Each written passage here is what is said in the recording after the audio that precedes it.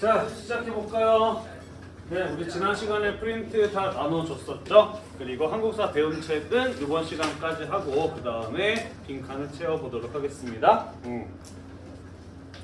자, 우리가 지난 시간에 배웠던 내용은 무엇이었냐면은 앞으로의 독립운동을 이어나가기 위해서 해외의 독립운동의 기지를 만들기 위한 노력은 어떤 것들이 있었는가 살펴보았고요. 그리고 1910년대 들어가게 되면서 국내에서 독립운동이 어려워지게 되면서 비밀결사의 형태로 활동했던 단체들은 어떤 것들이 있었는가에 대해서 이야기를 했습니다. 대표적인 단체로 복벽주의를 목표로 임병창이 양반 유생들을 중심으로 구성하였던 독립의군부 같은 것이 있었다라고 이야기를 했고요. 대구에서 박상진 같은 사람이 중심이 되어서 근대적인 공화국을 건설할 것을 목표로 군대식 조직을 갖추고 활동을 해왔던 대한광복회 같은 단체에 대해서도 이야기를 해보았습니다. 자, 그리고 방금 선생님이 이야기했었죠, 그죠? 해외로 나가서 독립운동을 이어나가기 위한 기반, 기지를 건설하기 위한 노력이 어떤 것들이 있었는가? 서간도, 북간도, 연해주, 상하이, 그리고 미국 지역에 대한 것들을 쭉 한번 이야기를 해보았습니다. 특히 우리가 지난 시간에 이야기했던 것 중에 이번 시간에 다시 한번 다룰 주제는 무엇이었냐면은 바로 신한청년당이라고 하는 것이었어요, 그죠? 상하이에서 조직되었던 여운형 등과 함께 신규식, 김규식 등이 조직해왔던 신한청년단에 대한 이야기를 하였었습니다. 뒤에서 다시 이야기를 하겠습니다만은 3.1운동과 대한민국 임시정부의 수립에 주도적인 역할을 하였던 단체였다라는 이런 이야기를 하였어요. 대충 기억이 나시나요?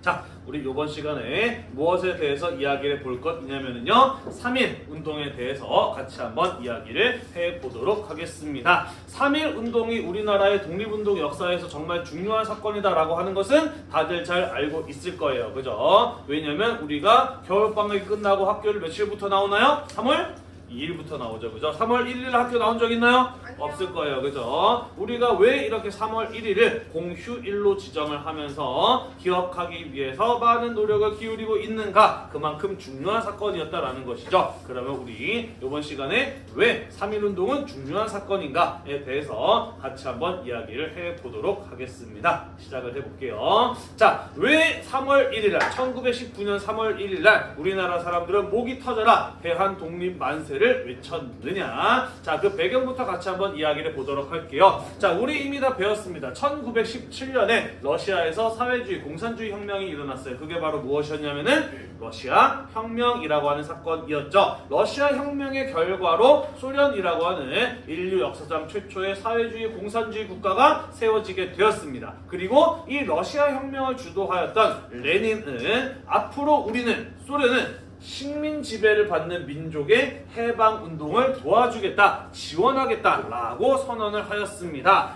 왜 그랬을까요? 왜 레닌은 자기 나라가 아닌 다른 나라의 식민 지배를 받는 민족들의 해방 운동을 도와주겠다라고 이야기를 했을까? 그렇죠. 그런 의도도 가지고 있죠. 자, 일단은 사회주의, 공산주의라고 하는 게 어떤 이념입니까? 자본주의를 무너뜨리기 위한 것이 바로 사회주의, 공산주의라고 하는 것 아니겠어요. 그죠? 자, 그런데 식민 지배라고 하는 것은 왜 발생하게 되었느냐? 먼저 산업화를 이루었던 선진 자본주의 국가들이 자신의 자본주의적 발전을 이끌어 나가기 위해서 다른 나라를 식민지로 만들어서 그 나라를 희생양으로 삼는 게 바로 제국주의 식민지배라는 것이다라는 것이잖아요. 그죠? 자, 그렇기 때문에 이 식민지배라는 것 자체가 자본주의에 의해서 이루어졌고 자본주의에 의해서 유지되고 있는 체제이기 때문에 이 자본주의를 무너뜨리자라고 하는 사회주의, 공산주의 이념은 무엇으로도 활용될 수 있는 거예요? 독립의 이념으로. 민족 해방의 이념으로도 활용이 될 수가 있는 겁니다. 이해가 되시나요? 네, 그래서 사회주의, 공산주의 이념의 경우에는 식민 지배를 받는 수많은 국가의 민족들이 독립운동의 방향으로, 독립운동의 이념으로서 널리 확산되어 나갔다라고 이야기를 하였어요. 자, 이런 사람들의 독립의 노력을 소련이 지원해줘서 실제로 그 국가와 민족이 독립을 이루게 되었을 때 어떠한 국가가 될 가능성이 높나요? 사회주의, 공산주의 각 국가가 될 가능성이 커요. 그죠? 다시 말해서 소련은 앞으로 계속해서 전 세계로 사회주의, 공산주의를 확산시켜 나갈 의도를 가지고 있었고 앞으로 자본주의와 함께 맞서 싸울 수 있는 더 많은 사회주의, 공산주의 국가를 확보하고자 하는 그런 의도를 가지고 있었다라고 볼 수가 있는 것이죠. 이해가 되나요? 네, 따라서 우리나라 사람들은 무엇을 생각하게 되느냐? 우리나라도 식민 지배를 극복하고 싶어한다. 해방 운동을 전개할 것이다. 라고 하는 독립에 대한 의지를 알릴 필요가 있었다라는 거예요. 그렇게 된다면 소련의 지원을 받을 것으로 예상되었다라는 것입니다. 이해가 되나요? 네, 그래서 대한 독립 만세를 전 세계 사람들이 듣도록 큰 목소리로 외쳤던 것입니다. 이해가 되시죠? 자, 하지만 좀 더 직접적인 배경이 되었던 것은 무엇이었냐면은 1차 세계대전이 끝나고 난 뒤에 프랑스 파리 강화회의가 열렸을 때 미국 대통령이 우드로 윌슨이 와서 어떤 이야기를 했나요? 또다시 있을 전 세계적인 전쟁을 막기 위해서는 14가지 정도의 평화 원칙을 지켜야 된다라고 주장을 했어요. 그죠? 그리고 그 14가지 정도의 평화 원칙 가운데 하나가 무엇이었냐면은 민족 자결주의 선언이었어요. 그죠? 그 나라의 민족의 운명은 그들 스스로 결정하도록 해야 된다라고 하는 것이 바로 민족 자결주의의 원칙이었다라고 이야기를 했습니다. 기억이 나시죠?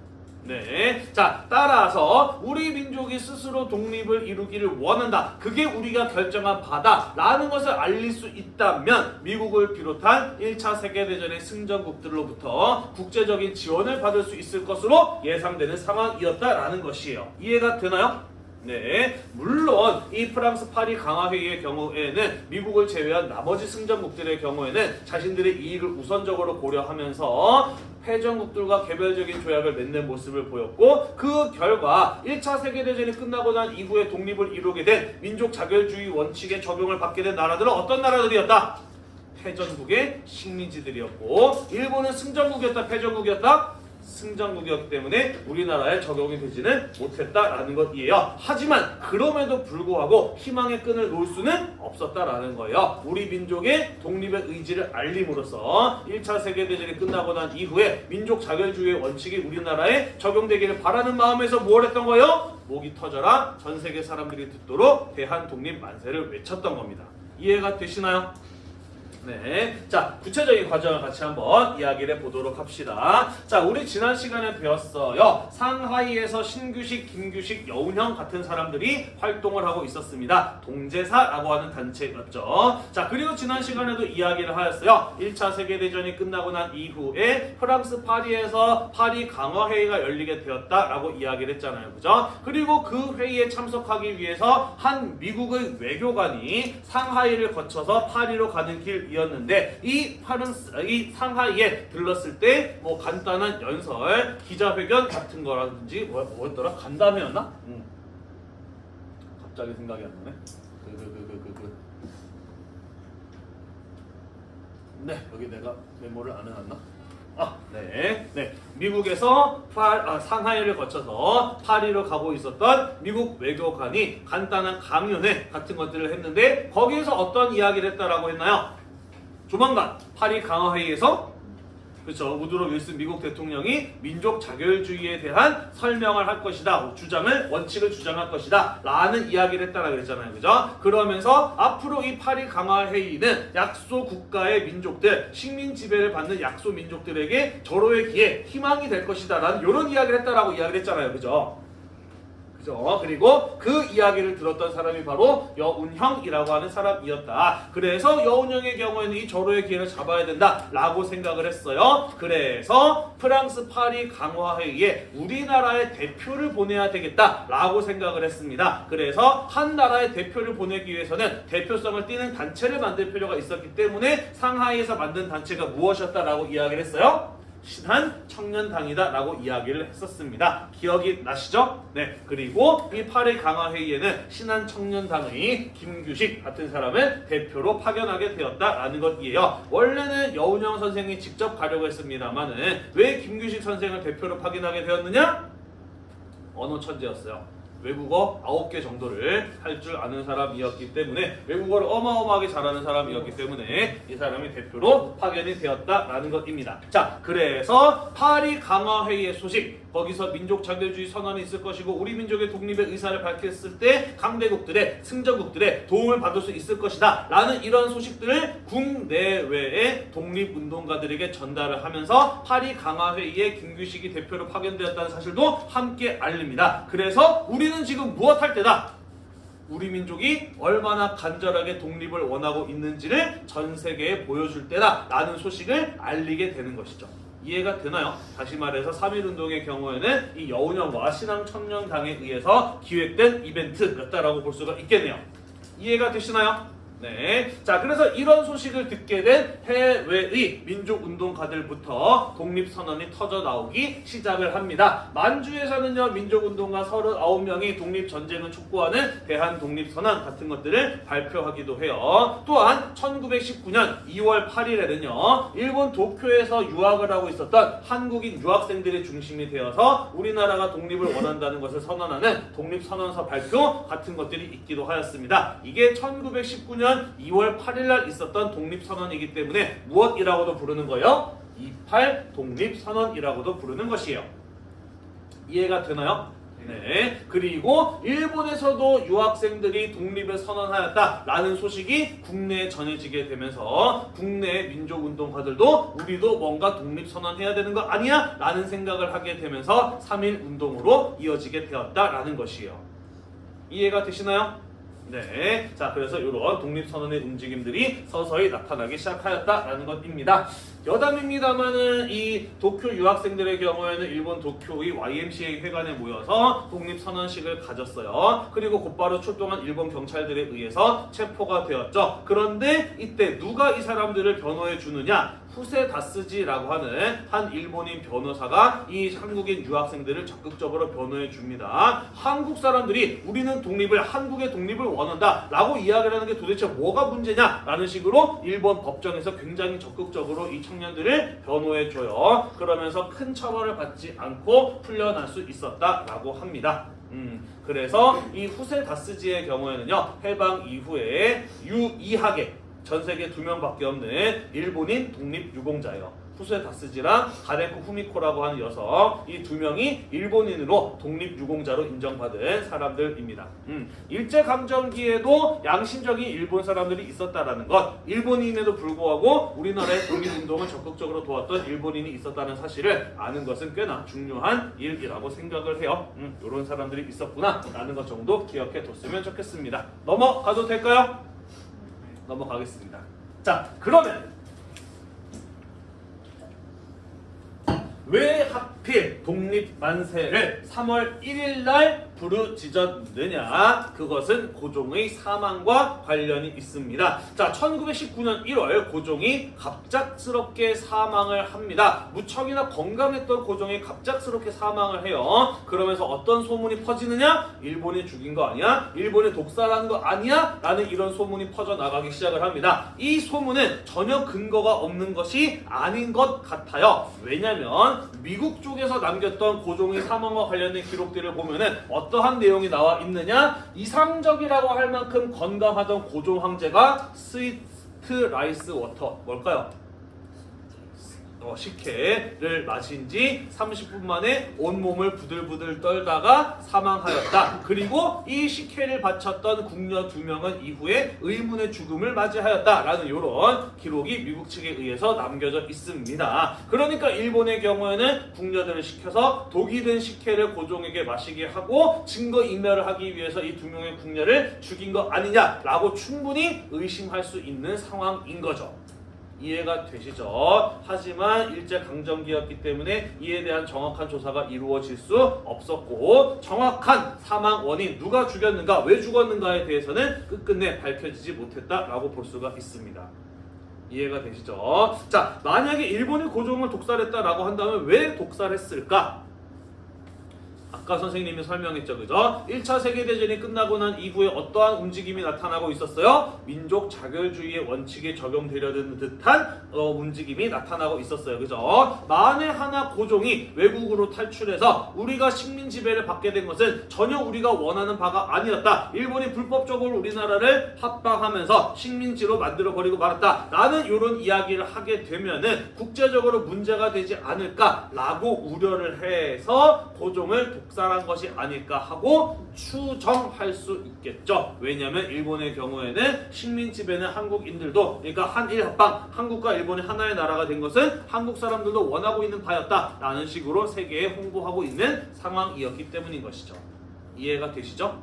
네. 하지만 어디까지나 추정할 수 있다 뿐이지 정확하게는 밝혀내기가 어려워진 상태라고 보시면 되겠습니다. 이해가 되시나요? 네. 하지만 어쨌든 국내에는 어떤 소문이 돌고 있었다? 고종이 무엇된 게 틀림없다. 독살된 것이 틀림없다라고 하는 소문이 돌았다라는 것이죠. 그러면서 일본에 대한 반대 감정, 반일 감정이 대단히 고조되고 있는 상황이었다라는 것입니다. 이해가 되시죠? 네, 그래서 왜 3월 1일이었느냐? 3월 3일이 고종의 인산일이었어요. 인산일이란 무엇이냐? 왕이나 왕족들이 사망을 하였을 때 무덤에 묻히기 위해서 가는 날이 인산일이에요. 장례식이라고 보시면 되고요. 고종의 장례 행렬이 왕궁에서 나와서 무덤으로 묻힐 곳으로 이동하는 날이 인산일이라고 보시면 돼요. 이해가 되나요? 다시 말해서 일반 국민들, 백성들 입장에서는 고종 황제의 마지막 가는 모습을 볼 수 있는 날이 바로 3월 3일 인산일이었다라는 거예요. 이해가 되시죠? 자, 그래서 3월 3일 즈음해서 고종 황제의 마지막 가시는 모습을 보기 위해서 많은 사람들이 서울로 몰려들고 있는 상황이었기 때문에 이때 우리가 독립선언을 한다면 한꺼번에 많은 사람들을 동참시킬 수 있을 것이다 라는 이런 계획이 있었다라는 것이죠. 이해가 되나요? 네. 자, 그래서 천도교, 불교, 기독교와 같은 종교 지도자와 학생 대표로 구성된 33인의 민족 대표들의 경우에는 3월 1일 날 독립선언을 하고 대규모 만세운동, 대한독립 만세를 외치는 대규모의 움직임을 계획하였다라는 것입니다. 이해가 되시죠? 그렇게 함으로써 많은 사람들이 한 번에 대한독립 만세를 외침으로써 우리 민족이 독립을 원하고 있다는 사실을 전 세계에 알리자라는 이런 계획을 세웠다라는 것이에요. 그리고 나아가서 1차 세계대전이 끝나고 평화의 시대가 도래하였으며 굳이 폭력적인 움직임을 보여서 일제에게 폭력적 탄압에 구실을 줄 필요가 없다라고 생각하였기 때문에 비폭력 운동, 폭력을 사용하지 않는 형태의 운동을 계획하였다라는 것이에요. 넘어갈까요? 이해가 되시죠? 자, 넘어가기 전에 하나만 더 짚고 넘어갑시다. 사실 이런 의문은 아무도 안 가질 것 같기는 한데 물어볼게요. 왜 3.1운동은 종교 지도자와 학생 대표가 계획했을까? 왜 이 사람들이 주도했을까? 수많은 민족운동가들이 있었는데 왜 하필이면 국내에서는 종교 지도자들과 학생 대표가 이런 것을 기획을 했을까? 이거 맞추면 대박이다.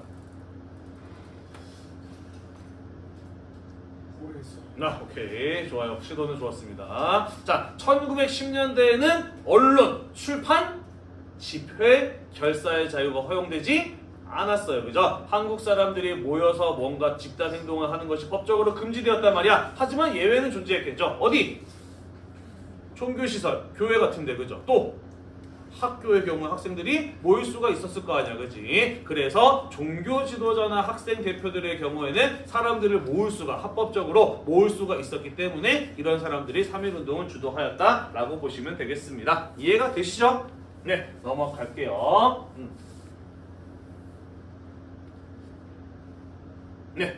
자, 그래서 손병희, 한용운, 이수근 같은 민족 대표들과 학생 대표들은 원래 3월 1일 날 서울 종로에 있는 탑골공원에서 독립선언식을 갖고 독립만세를 외치며 이 운동을 시작하려 하였다라는 것입니다. 탑골공원 들어봤나요? 네, 여러 번 들어봤죠. 지금도 서울 종로에 가면 탑골공원 있죠. 여기가 왜 이름이 탑골공원이냐? 탑이 있기 때문입니다. 원각사지 10층석 탑이라고 하는 탑이 있기 때문에 여기를 탑골공원이라고 불러요. 이렇게 생긴 탑 본 적 있나요? 여러분들 다 한 번쯤 봤을걸? 너네 수행평가 하려고 1학기 때 다 국립중앙박물관 다녀왔잖아요. 그죠? 요즘에 캐대언 때문에 국립중앙박물관에 발 디딜 데가 없다고 하던데 우리는 캐대언이 있기 전에 수행평가로 미리 잘 다녀왔다라는 생각이 좀 들었어요. 자, 아무튼 국립중앙박물관에 가면 요거랑 똑같이 생긴 탑 하나 봤을 거예요. 그죠? 그거 경천사지 10층 석탑이라고 하는 것이거든요. 요렇게 생긴 탑은 우리나라에 딱 2개가 있어요. 왜냐면 몽골의 경우에는 티베트 불교를 믿었거든. 티베트 불교는 10이라고 하는 숫자를 굉장히 신성하게 생각을 해요. 그래서 원간섭기에 그 영향을 받았기 때문에 원나라 말에서 조선 초에 만들어졌던 경천사지 10층 석탑과 원각사지 10층 석탑의 경우에는 이런 독특한 10층이라고 하는 층수를 갖는 탑이라는 것이에요. 왜? 이해가 되시나요? 네. 그리고 이 탑골공원에는 원래 조선시대 때 세워졌었던 원각사라는 절이 있었고 절은 사라졌지만 탑만 남아있는 상황이었어요. 그리고 거기에 넓은 공원이 조성되었기 때문에 많은 사람들이 모일 수 있을 것으로 생각을 해서 탑골공원이 원래 3.1운동의 독립선언식을 할 것으로 계획되었던 장소였다라는 것이에요. 이해가 되시나요? 네. 우리나라 국보 2호예요. 국보 2호가 이 원각사지 10층 석탑입니다. 자, 아무튼 그래서 원래 이 탑골공원에 모여서 만세를 부르려고 했는데 바로 그 전날, 하루 전날 계획을 급 변경합니다. 왜냐면 아무리 생각해도 이 많은 사람들이 모여들었는데 지금 반일 감정이 한참 고조되고 있는 중이기 때문에 여기서 우리가 만세 시위를 시작하게 되면은 사람들의 감정이 격해져서 폭력적인 시위가 될 수도 있을 것이고 그러면 많은 사람들이 죽거나 다칠 수도 있기 때문에 우리는 좀 방법을 바뀌어야 되지 않을까라는 이런 생각을 했다라는 거예요. 그래서 민족 대표 33인의 경우에는 탑골공원에서 이 독립선언식을 갖지 않고 태화관이라고 해서 지금은 사라진 굉장히 큰 유명한 고급 음식점이 있었거든요. 여기에 33인의 민족 대표가 모여서 독립선언식을 자기들끼리 진행을 하고 경찰서에 전화를 걸어서 일본 경찰에 체포가 되어 갑니다. 이해가 되시죠? 폭력 사태를 우려하였기 때문이었다라는 거예요. 자, 그래서 이 소식을 듣지 못했던 학생 대표들의 경우에는 탑골공원에서 선생님들이 오시기를 기다리는데 아무리 기다려도 오지를 않는 거야. 그래서 누군지 정확하게는 남아있지 않습니다만은 한 학생 대표가 탑골공원 단상 위에 올라가서 독립선언서 1919년이 기민년이었기 때문에 기미 독립선언서라고 해요. 독립선언서를 읽으면서 만세 시위가 시작이 되었다라는 것입니다. 대한 독립 만세를 외치는 평화적인 시위가 시작되었다라는 것이에요. 그리고 선생님이 아까 이야기했죠. 3월 3일이 고종의 인산일이었기 때문에 전국 각지에서 많은 사람들이 고종의 장례식을 보기 위해서 모여들었던 상황이었어요. 그리고 이 만세 시위가 시작이 되자 그 수많은 사람들이 함께 만세 시위에 동참하게 되었다라는 것이에요. 그러면서 탑골공원에서 시작된 시위는 전 서울 전 지역으로 퍼져나갔고요. 서울에 왔다가 고향으로 돌아간 사람들에 의해서 지방 곳곳으로도 만세 시위가 퍼져나가기 시작을 하면서 이 만세 시위는 전국적으로 확산되어 나가게 되었다라는 것입니다. 넘어갈까요? 네, 만세 시위는 전국으로 확산되어 나갔다.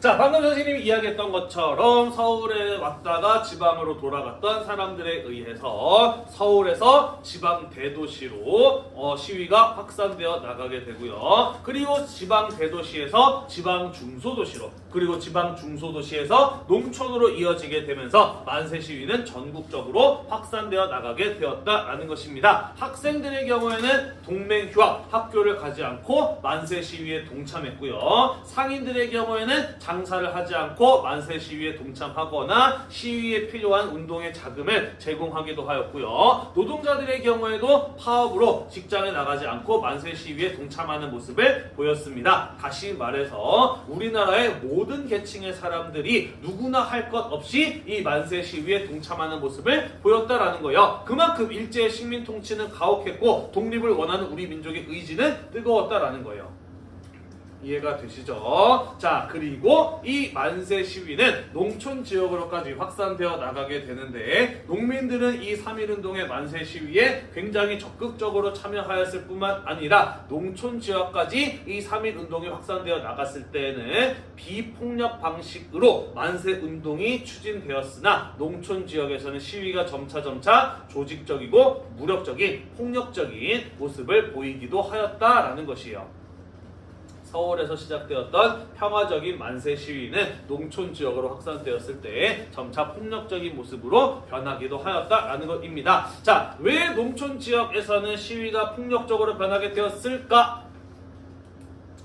이유는 여러 가지가 있습니다만은, 자, 우리가 1910년대에 어떤 일이 있었는지 다시 한번 떠올려 보도록 합시다. 1910년대에는 일제 경제 정책 가운데 뭐가 있었냐면은 토지 조사 사업이 있었어요. 배운 기억나나요? 그죠? 전국적인 토지의 대학 크기와 소유자를 조사한 게 바로 토지조사 사업이었는데 그 과정에서 어떤 일이 벌어졌어요? 실제로 토지에 대한 권리를 가지고 있었고 행사해왔던 농민들의 권리가 부정되면서 농민들 입장에서는 실질적으로 토지에 대한 자신의 권리를 빼앗기게 된 게 바로 토지조사 사업 아니었습니까? 기억이 나시나요? 그리고 일제강점기에 또 많은 양의 쌀을 일본으로 가져갔잖아, 그지? 자, 그러다 보니까 사실 이 1910년대 식민지배 과정에서 모두가 힘들었지만 특히 어느 지역 사람들이 더 힘들었다? 농촌 지역 사람들이 훨씬 더 힘들었던 거예요. 그죠? 그래서 이 농촌 지역의 농민들의 경우에는 일제 무단 통치 아래 더 심한 차별과 여러 가지 힘든 일들에 시달리고 있었기 때문에 3.1운동이 일어나게 되었을 때 면사무소나 군청이나 주재소, 헌병경찰이 있는 곳이에요. 경찰 관소 같은 것들을 공격을 하거나 일본인 상인이나 지주, 고리대금업자 같은 사람들을 응징하는 이러한 폭력적인 모습을 보이기도 하였다라는 것이에요.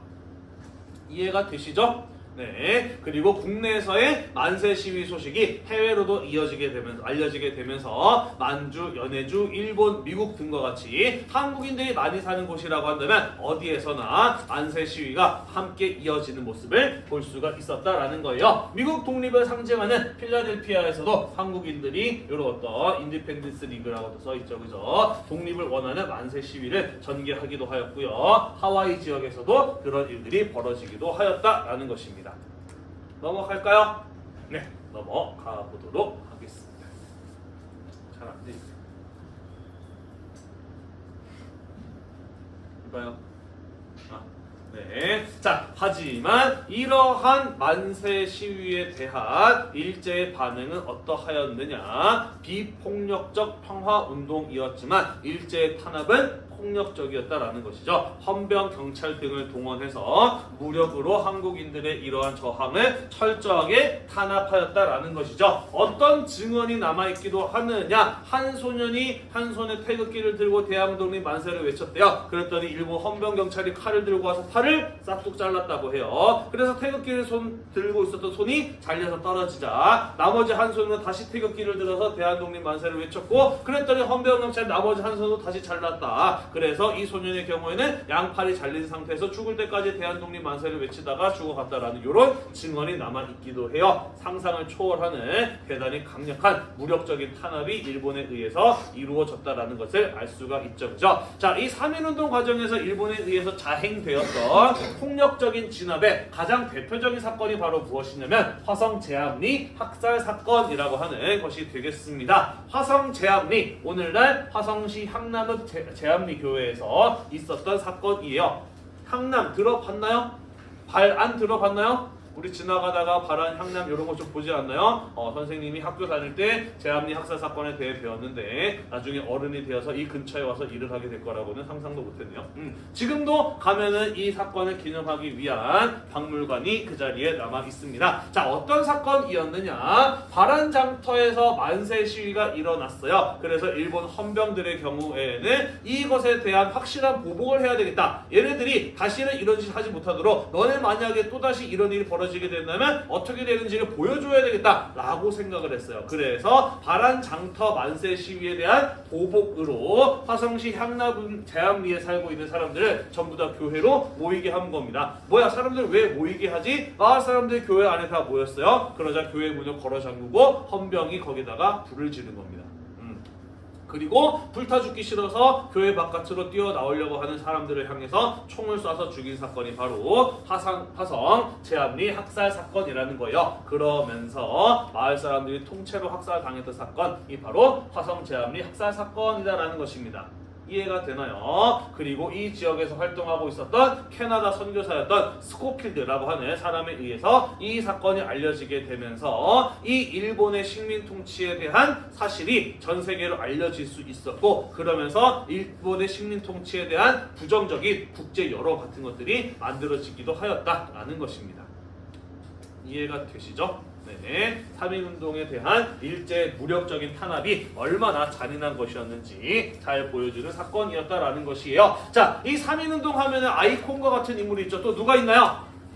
유관순 같은 사람 있죠, 그죠? 자, 유관순 이화학당에 다니던 여학생이었어요, 그죠? 그리고 3.1운동이 일어나게 되면서 학교에 휴교령이 내려지게 되자 고향으로 돌아갔죠. 고향이 천안이었거든요. 자, 그래서 고향으로 돌아가서 평촌 아우네 장터에서 사람들을 모아서 만세 시위를 주도했던 사람이 바로 유관순 열사였던 것이고요. 이후에 출동했던 헌병 경찰들에 의해서 체포되는데 가족들의 경우에는 그 과정에서 살해당하고요. 유관순 열사의 경우에는 서울의 서대문 형무소로 수감됩니다. 그리고 서대문 형무소에서 사망을 하게 되는데 사망 원인으로 뭐라고 기록이 되어 있었냐면은 방광 파열이라고 적혀 있었어요. 서대문 형무소 안에서 어떠한 고문이 가해졌는지 대충 짐작이 가져그죠.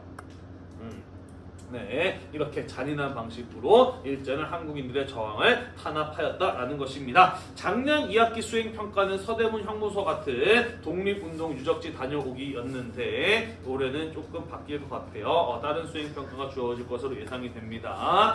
자, 하지만 서대문 형무소 한 번쯤은 가볼 만한 곳이에요. 거기 가보면은 우리나라의 독립운동의 역사와 민주화 운동의 역사가 고스란히 남아있거든요. 독립과 민주화를 이루기 위해서 얼마나 많은 사람들이 고통을 겪었는지를 가게 되면은 굉장히 피부로 잘 와닿게 느낄 수가 있습니다. 또 거기서 가까운 곳에 독립문 또 있기도 하거든요. 우리가 10월 달에 연휴가 좀 길잖아요. 친척집 갔다 오고 난 다음에 기회가 되시면, 물론 시험 공부하느라 좀 바쁘시겠지만 서대문 형무소라든지 독립문 정도는 한국인이라고 한다면 꼭 한번 가볼 것을 추천드립니다.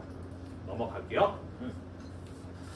자, 그래서 이러한 일본의 무력적 탄압에 의해서 결국 3.1운동은 끝이 나게 되었다라는 것입니다. 자, 그렇다면 이 3.1운동이 왜 그렇게 중요한 운동이라고 우리는 평가를 하고 있느냐? 아까 선생님이 이야기했죠. 모든 계층의 사람들이, 전국의 수많은 사람들이 동참하였던 우리나라의 독립운동 역사 가운데 가장 많은 사람들이 참여하였던 큰 규모의 민족운동이었다라는 점에서 중요한 역사적 의의를 갖는다라는 것이에요. 자, 3.1운동에 얼마나 많은 사람들이 동참했으며 얼마나 많이 체포되었고 사망하였는가에 대한 통계는 여러 단체에서 냈기 때문에 정확하게 알기 어렵습니다만은 조선 총독부의 통계를 보면은 뭐라고 적혀 있냐면은 참가 인원 106만 명에 553명 사망, 12,000명 정도가 체포되었다라고 조선 총독부 통계에 나와 있습니다.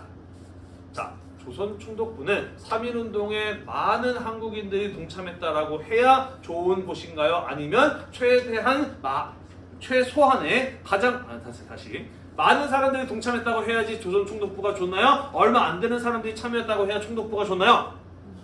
그래서 총독부 입장에서 별일 아니었다라고 하는 게 좋단 말이야, 그지? 다시 말해서 3.1운동과 관련된 통계들 가운데 참여 인원을 가장 적게 잡은 통계가 조선 총독부 기록인데, 그럼에도 불구하고 당시 우리나라 인구가 한 1,800명 정도 되는데, 1,800만 명 정도 되는데 그 가운데 106만 명 정도가 참가했다라고 하는 것은 엄청나게 많은 사람들이 동참한 사건이었구나 라는 사실을 알 수 있다라는 것이에요.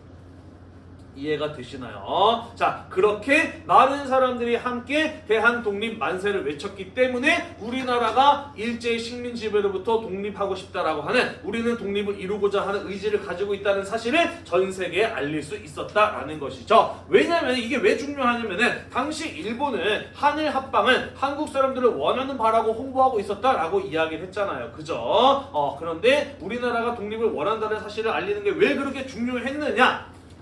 우리나라 뒤에서 이야기하겠습니다만은 2차 세계대전이 끝나고 일본이 패망하면서 독립을 이루게 되었어요. 하지만 2차 세계대전이 끝났다고 해서 식민 지배를 받던 모든 나라가 다 독립을 이룬 거? 아니었어요. 끝났음에도 불구하고 여전히 일본의 식민 지배를 받는 나라도 있었고 일본의 식민지로 아직까지 일본 땅으로 남아있는 지역도 있다라는 것이죠. 뭐 예를 들자면 우리나라보다 먼저 일본 땅이 되었던 오키나와, 원래 류큐라고 하는 별개의 나라였거든요. 지금도 일본 땅으로 남아있잖아요. 사실 우리나라도 그렇게 될 수도 있었어, 그지? 하지만 그렇게 되지 않은 까닭은 무엇이냐? 우리나라는 독립을 원한다는 사실을 전 세계에 알렸고 그를 통해서 국제적인 협력을 얻어낼 수 있었기 때문에 우리는 일본의 패망 이후에 해방과 독립을 이룰 수 있었다라고 볼 수가 있는 겁니다. 이해가 되시나요? 네, 그래서 3.1운동은 상당히 중요한 역사적 사건이다. 우리의 독립운동 역사에 있어서 대단히 중요한 사건이었다라고 볼 수가 있는 겁니다. 이해가 되시죠? 네. 자, 다만 이 3.1운동을 통해서 우리나라가 곧바로 독립을 이뤄낼 수 있었느냐? 사실 그렇지는 않아요. 그죠? 이 3.1운동은 결국 일제 무력 탄압에 의해서 진압이 되면서 즉각적인 독립을 이뤄내지는 못했다라는 한계를 가지고 있습니다. 자, 이에 대해서 어떤 사람들은 뭐라고 이야기를 하기도 하느냐? 이것이 비폭력 운동의 한계다라고 이야기를 하기도 해요. 힘으로 일제랑 맞서 싸우려고 노력한 것이 아니라 평화적인 시위로 전개되었기 때문에 결국 일본의 무력에 의해서 진압당한 거 아니냐라고 비판을 하는 사람도 있었고 또 이렇게 평가를 하는 사람들도 있기도 하다라는 것이죠. 하지만 과연 그것이 비폭력 평화 시위가 잘못된 방법이었을까는 다시 한번 생각해 볼 필요가 있어요. 아까 선생님이 이야기했죠. 3.1운동이 중요했던 이유 우리나라의 독립의 의지를 전 세계에 알릴 수 있었기 때문이었다라고 이야기를 하였습니다. 그죠? 만약에 폭력 시위가 있었다라고 한다면 이것이 그렇게 많은 사람들에게 알려질 수 있었을까? 사실 비폭력 시위는 굉장히 강한 힘을 가지고 있어요. 폭력에 맞서서 폭력을 사용하는 거 별로 눈에 띄지 않는 너무나 당연한 일이에요. 그렇지 않나요? 맞아서 때렸다는데 이게 왜 놀라워? 별로 놀랍지 않아요. 그죠? 하지만 맞았는데 때리지 않고 평화적으로 문제를 해결하는 태도는 어때요? 놀라워요. 사람들에게 감동을 줄 수 있어요. 그죠? 그랬기 때문에 이 3.1운동이라고 하는 사건의 경우는 규모도 컸지만 전 세계 사람들에게 감동을 줄 수 있었고 그럼으로써 우리나라의 독립의지를 더 잘 알릴 수 있었다라고 보는 게 옳지 않을까라고도 선생님은 생각을 한다라는 거예요. 예를 들자면요. 몇 년 전에 BLM 운동이라고 하는 거 있었어요. 혹시 기억날라나? 여러분들 어렸을 때라서 기억이 안 나려나요? 블랙 리브스 매러라고 하는 운동이 있었습니다. 한 흑인이 미국 백인 경찰한테 체포되는 과정에서 부당하게 과잉 진압되면서 숨이 막혀서 죽은 사건이에요. 그러면서 미국 내에서 흑인의 목숨을 중요시 여길 것을 요구하는 블랙 리브스 매러라고 하는 BLM 운동이 한참 일어났거든요. 그러면서 흑인뿐만 아니라 다른 인종들도 심지어 백인들의 상당수도 거기에 동참했었고 우리나라 사람들의 경우에도 미국에서 일어난 일임에도 불구하고 인스타그램이나 페이스북 같은데 BLM 태그를 함께 하면서 동참하는 모습을 보이기도 하였다라는 것이죠. 하지만 이게 언제 갑자기 쑥 들어가느냐? 언제 사람들이 딱 등을 돌리게 되느냐? BLM 시위가 거칠어지면서 폭력 시위로 점차 변질되어 가고요. 그 과정에서 어떤 장면이 뉴스로 보도가 되냐면 흥분한 흑인들이 쇼핑센터 유리창을 깨고 명품 훔쳐가고 하는 이런 장면들이 같이 나와요.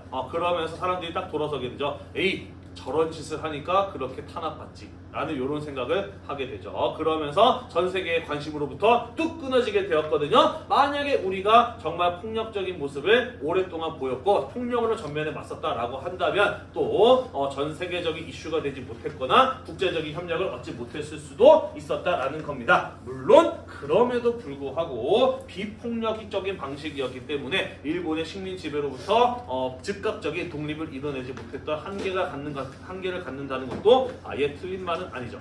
그래서 우리 한번 생각을 해볼 필요가 있습니다. 과연 비폭력 만세 운동은 한계였을까라는 거 생각해 볼 필요도 있어요. 또 한 가지, 자 그렇다면 3.1운동의 경우에는 일제의 식민 지배로부터 즉각적인 독립을 이뤄내지 못했기 때문에 실패한 민족운동으로 봐야 될까? 실패한 건가요? 뭐 사람에 따라서 실패했다라고 평가해 볼 수도 있지만 반대로 선생님이 여러 차례 이야기했듯이 우리 민족의 독립의 의지를 세계에 알릴 수 있었고 그래서 결국에는 일제의 패망과 동시에 독립을 이뤄낼 수 있었기 때문에 성공한 운동이라고도 평가해 볼 수가 있겠네요. 그죠? 자, 요 부분에 대한 결론은 한번 스스로 생각해 보고 내려보시기를 바랍니다. 우리가 2학기 중간고사 이후에 논술형 수행평가 한 번 더 볼 건데 그때 선생님이 제시할 여러 문제들 가운데 하나가 바로 요거 3.1운동은 성공했나요? 실패했나요? 라고 물어볼 겁니다. 한번 자기 스스로 여러 역사적 사실들을 바탕으로 본인의 생각을 정리해 보시길 바랍니다. 됐나요? 네. 자, 마지막으로 3.1운동은 이후의 독립운동과 기타 등등에 어떠한 영향을 미쳤느냐. 자, 독립운동의 지도 조직이 필요하다라는 생각을 하게 되었습니다. 이렇게 많은 사람들이 함께 했는데 우리가 독립을 이뤄내지 못한 까닭은 무엇일까를 분석을 해봤습니다. 그랬더니 이 많은 사람들을 하나로 모아서 그 힘을 이끌어줄 수 있는 조직이 없었다라고 하는 반성이 있었다라는 거예요. 실제로 3.1운동의 경우에는 전국에서 일어났지만 산발적인 시위였어. 여기서 일어나고 저기서 일어나고 저기서 일어나는 이런 식의 시위였기 때문에 만약에 이것을 하나로 이끌어줄 수 있었던 조직이 있었다라고 한다면 더 큰 효과를 발휘할 수 있지 않았을까라는 반성이 있었다라는 것이죠. 그러면서 수많은 민족운동가들의 경우에는 앞으로 우리가 독립운동을 이끌어 나가기 위해서는 그것을 이끌어 나갈 수 있는 정부가 필요하다. 지금은 우리나라가 없으니까 임시정부가 필요하다라고 생각을 하게 되면서 국내뿐만 아니라 해외 각지의 민족운동가들에 의해서 여러 임시정부가 만들어지게 되었다라는 것이고요. 그것은 이후에 신한청년당의 주도하에 상하이에서 세워지는 대한민국 임시정부의 통합으로 이루어지기도 한다라는 것이에요. 대한민국 임시정부는 3.1운동의 결과로 탄생할 수 있었다라는 것입니다. 이해가 되시죠? 네. 자, 그리고 선생님이 방금 이야기했듯이 비폭력 평화운동이었던 3.1운동의 경우에는 전 세계의 사람들에게 큰 감동을 주었고 특히 우리나라랑 마찬가지로 다른 나라의 식민 지배를 받고 있었던 나라들에게 굉장히 큰 영향을 주게 됩니다. 자, 그러면서 인도의 반제국주의 운동에도 영향을 주었고요. 우리 지난번에 이야기했었죠. 중국에서 산둥반도의 이권을 돌려줄 것을 요구하면서 5월 4일날 일어났던 큰 운동, 시위 무엇이었어요? 중국의 5.4운동 같은 경우에도 이 3.1운동의 영향을 받아서 일어났던 반제국주의 운동이었다라고도 볼 수 있다라는 것이죠. 이해되나요? 네. 그리고 이 3.1운동이라고 하는 거국적인 전국적인 민족운동이 일어나게 되면서 일제도 지금까지 한국인들을 힘으로 무단 통치를 해왔어요. 그죠? 하지만 힘으로 억눌렀던 이렇게 대대적인 저항이 일어난다는 모습을 보고 더 이상 한국인들을 힘으로 누르는 것은 어렵구나. 한계가 왔구나라는 것을 인식을 하게 돼요. 그러면서 1920년대로 가게 되면서 식민 통치의 방식을 바꾸게 되죠. 무엇으로? 무단 통치에서 문화 정치로 식민 통치의 방식을 바꾸는 데에도 이 3.1운동이 중요한 영향을 주었다라는 것이에요. 이해가 되나요? 네. 그리고 3.1운동은 비폭력 평화 시위의 방식으로 전개되었는데 그것이 즉각적인 독립을 이뤄내지 못하는 모습들을 보면서 역시 우리가 독립을 이뤄내기 위해서는 일본과 무엇해야 된다?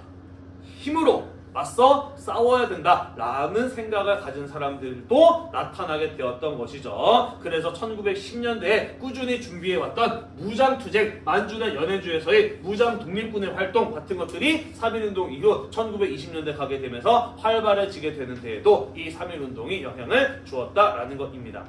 이해가 되시나요?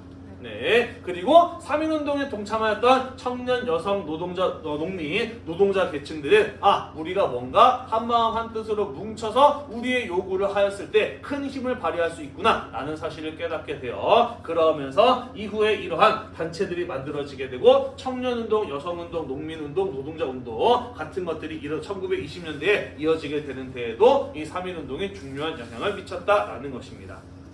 이해가 되나요?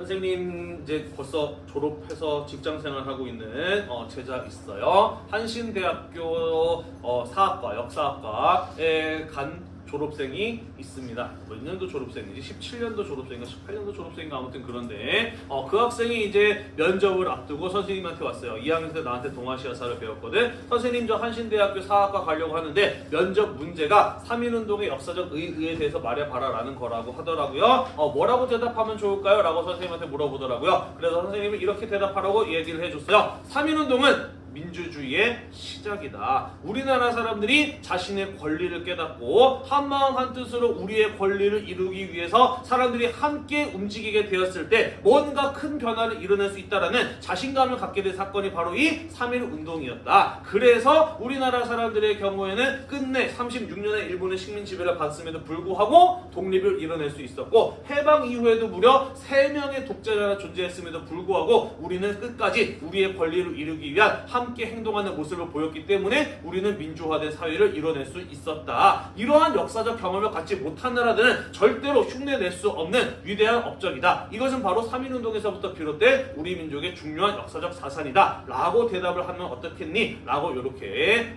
제안을 해줬어요. 그리고 이 학생이 그대로 면접을 봤을 때 면접 보신 사학과 교수님이 야 너는 우리 학교 꼭 와야 되겠다 라고 이렇게 대답을 하시면서 그대로 합격을 했다라고 선생님한테 이야기를 해주더라고요. 선생님은 그렇게 생각을 해요. 3.1운동은 우리나라 사람들이 자신의 권리를 깨닫고 함께 행동을 하였을 때 무엇을 해낼 수 있는가를 알게 되었던 중요한 역사적 경험인 겁니다. 우리나라의 민주주의도 아직까지 바로 이러한 3.1운동의 경험에서부터 이어지고 발전해 나가고 있는 중이라고 생각을 해요. 따라서 3.1운동의 경우에는 과거에 있었던 끝나버리고만 사건이 아니라 아직까지도 이어지고 있는 중요한 역사적 자산이라는 점을 여러분들이 함께 인식해 주었습니다. 좋겠습니다.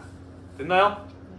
네. 자, 우리 이렇게 해서 3.1운동에 대해서까지 살펴보았습니다. 자, 한국사 배움책 8쪽을 펴셔서 빈칸 함께 채워보고 수업을 마무리 짓도록 할게요. 같이 한번 봅시다. 자, 우리 지난 시간에 이야기했습니다. 1910년대의 비밀 결사 가운데 독립의군부의 경우에는 고종의 복위를 목표로 삼았어요. 우리는 그런 걸 가지고 무엇이라고 이야기를 했나요? 복벽주의라고 이야기를 했어요. 화면에 있습니다. 복벽주의. 복벽주의. 자, 밑으로 내려갈게요. 동그라미 2번 봅시다. 하와이에서 한인 지도자였던 박용만이 조직을 한 것 무엇이었나요? 네, 박용만은 우리나라가 독립을 이뤄내기 위해서는 전쟁이 필요하고 전쟁을 수행할 수 있는 군대가 필요하다고 생각해서 하와이의 청년들을 조직해서 대조선 국민군단을 결성하였습니다. 대조선 국민군단. 대조선 국민군단을 조직하였어요. 동그라미 2번. 대조선 국민군단. 썼나요? 자, 넘어갑시다. 자, 신한청년당의 활동에 의해서 우리 민족의 독립 의지를 세계에 알릴 필요가 있다라고 생각을 한 한국인 유학생들이 일본 도쿄에서 독립선언을 했는데 몇 월 며칠이었어요? 2월 8일이었어요. 28 독립선언이었죠. 자, 3.1운동은 전 세계의 약소국가 혹은 식민 지배를 받는 민족들에게 희망을 안겨주었습니다. 그러면서 여러 피지배, 식민 지배에 저항에 영향을 주었는데 대표적인 사건이 중국에서 있었던 5.4 운동 같은 것의 예를 들어볼 수가 있다라고 이야기를 하였습니다. 5.4 운동.